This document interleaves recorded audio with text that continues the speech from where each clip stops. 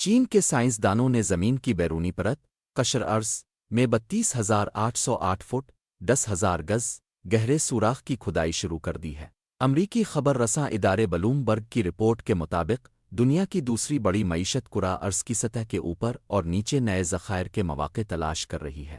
Report میں سرکاری خبر رساں ادارے زینوا کے حوالے سے بتایا گیا ہے کہ چین کی سب سے گہرے سوراخ کے لیے کھدائی تیل کے ذخائر سے مالا مال خطے سنکیانگ میں شروع ہو گئی ہے۔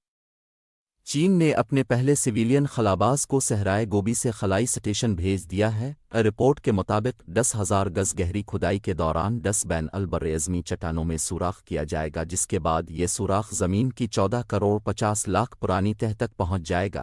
چین کے اکیڈمی آف انجینئرنگ سے وابستہ سائنسدان سن جنگنگ کا کھدائی کے دوران درپیش مشکلات کے حوالے سے کہنا تھا کہ یہ ایسا ہی ہے کہ اب بہت بڑے ٹرک کو لوہے کے 2 باریک تاروں پر چلا رہے ہیں۔ سنہ 2021 میں چین کے چوٹی کے سائنسدانوں سے خطاب میں صدر شی جن پنگ نے زمین کی تہہ کے نیچے کھوج اور تلاش کی سرگرمیاں تیز کرنے اور ان میں پیش رفت پر زور دیا تھا۔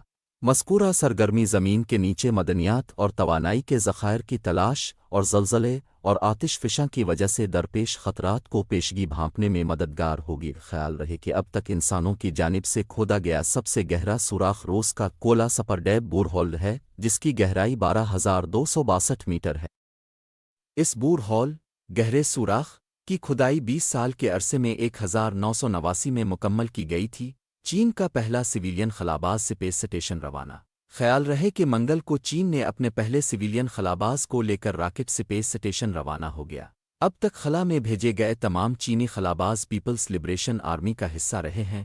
چین کی سپیس ایجنسی کے ترجمان لن جانگ نے صحافیوں کو بتایا تھا کہ سپیس سٹیشن جانے والے پے لوڈ ایکسپرٹ گوئی ہی چاؤ بیجنگ کی یونیورسٹی آف ایروناٹکس اینڈ اسٹروناٹکس میں پروفیسر ہیں۔ اب تک خلا میں بھیجے گئے تمام چینی خلاباز پیپلز لبریشن آرمی کا حصہ رہے۔ سپیس ایجنسی کے ترجمان لن جانگ نے کہا تھا کہ پروفیسر گوئی بنیادی طور پر خلائی سائنس کے تجرباتی پے لوڈز کے مدار میں آپریشن کے لیے ذمہ دار ہوں گے۔ مشن کے کمانڈر جینگ ہی پینگ ہیں اور عملے کا تیسرا رکن زھو یانگزو ہیں۔